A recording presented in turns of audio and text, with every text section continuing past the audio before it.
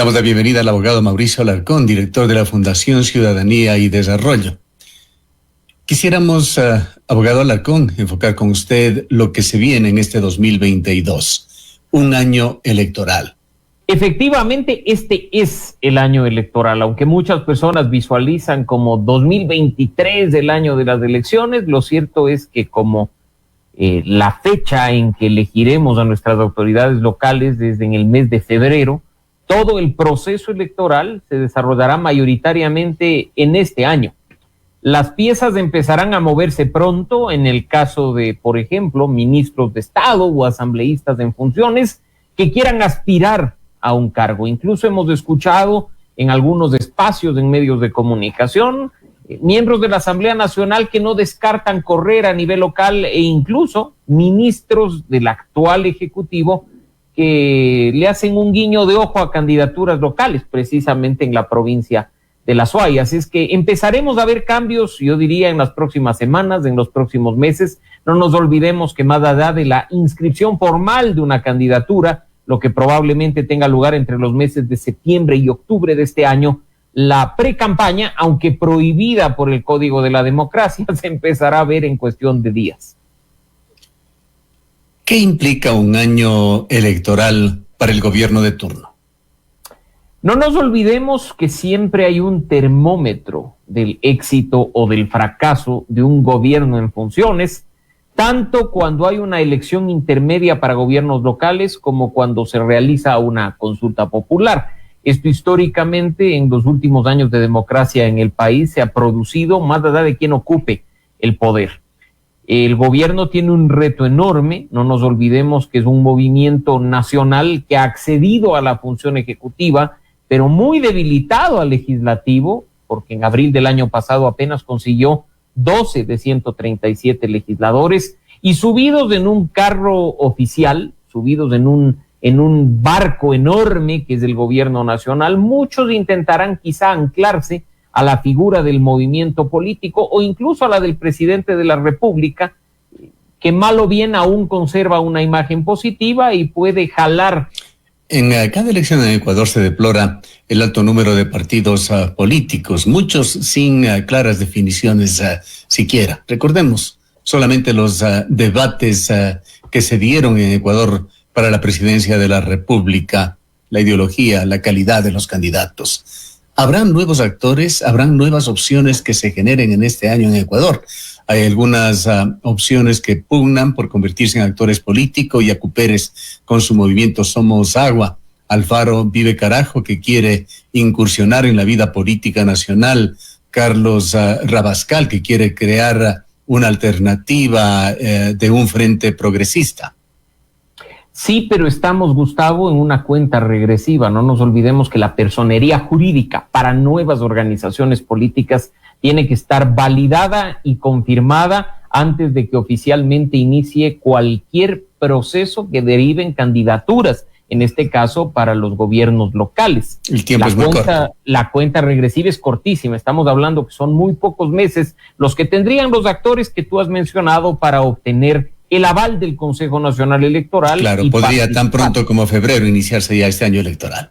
Incluso, Gustavo, hay algunos actores locales que están moviéndose. Aquí en la provincia de Pichincha, un activista muy reconocido, diría yo incluso a nivel nacional, que ha ocupado algunos cargos públicos, como lo es Wilson Merino, también inició la conformación de un movimiento a nivel local, el movimiento Imparables, y así ocurre en todas las provincias del país. Claro. Cuenca tiene también ya por lo menos 6 actores plenamente identificados como potenciales candidatos a la alcaldía.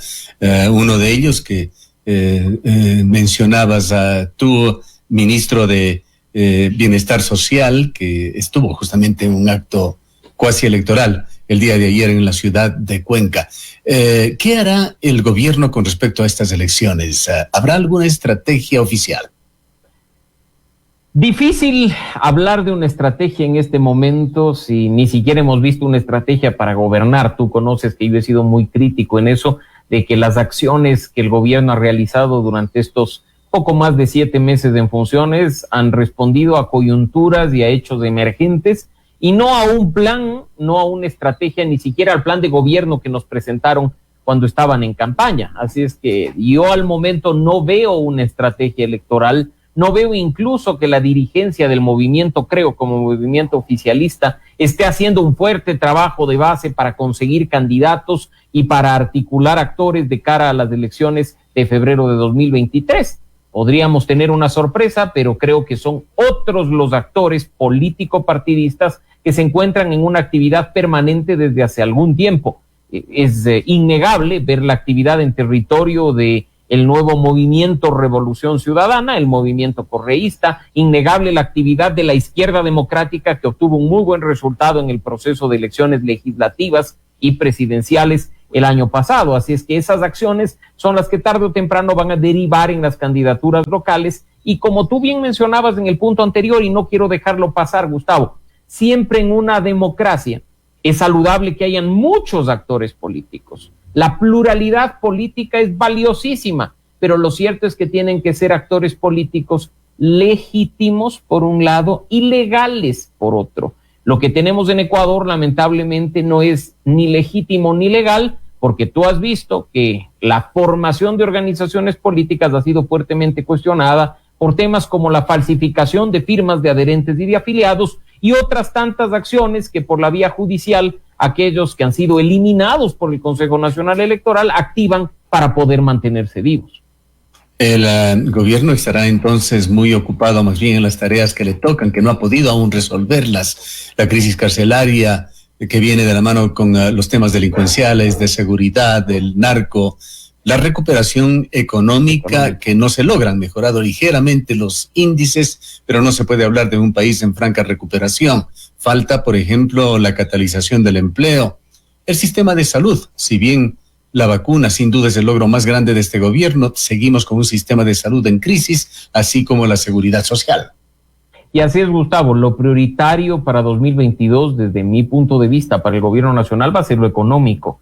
No nos olvidemos que hay 2 proyectos de ley que están en marcha y que tienen que presentarse ante la Asamblea Nacional. Uno de fomento de inversiones y otro relativo a una reforma laboral. Hay un tema adicional por el cual votaron muchos ecuatorianos, el de la corrupción. Hay una promesa de por medio de combatir la corrupción. Guillermo Lasso se ha ratificado en la cifra de 70.000 millones de perjuicio por la corrupción para el país y ha señalado que se harán acciones para combatir la corrupción y la impunidad. Para esto se ha propuesto trabajar conjuntamente con la Organización de Naciones Unidas, ha puesto al frente a Luis Verde Soto, quien ha llegado ya a estructurar una comisión y a plantear ciertos lineamientos iniciales, pero en este tema está también todo por hacer. Totalmente. Y no se trata de seguir hablando, dando discursos y frases bonitas, sino de actuar. Y esas acciones lamentablemente no se han visto. 7 meses para luchar contra la corrupción es tiempo suficiente para ver resultados. Y nos han hablado de enfocarse en la prevención, en trabajar con las instituciones para que la corrupción no se enraíce, como ya lo está lamentablemente en nuestra sociedad. Pero ¿qué pasa con lo demás? ¿Qué pasa con la impunidad? ¿Qué pasa con la recuperación de lo robado? Eso es un tema pendiente que tiene que ser atendido de manera urgente y que no va a encontrar su solución en sentar en una mesa en el Palacio de Carondelet a representantes de distintas instituciones públicas o funciones del Estado, muchos de ellos incluso cuestionados en este momento, hasta siendo enjuiciados políticamente por la Asamblea Nacional. El trabajo tiene que hacerse de manera responsable.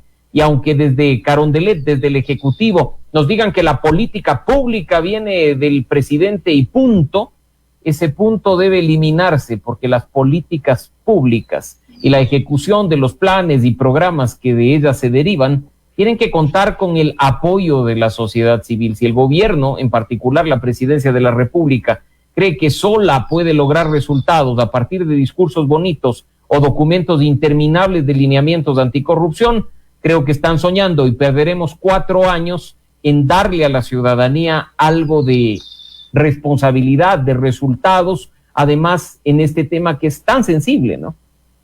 Gracias, Mauricio. Será un año muy proficuo para el análisis. Y pues aquí estaremos siempre atentos a tus invitaciones, porque es un gusto compartir este espacio y estar en contacto con la audiencia de Antena 1. Gracias al abogado Mauricio Alarcón, director de la Fundación Ciudadanía y Desarrollo.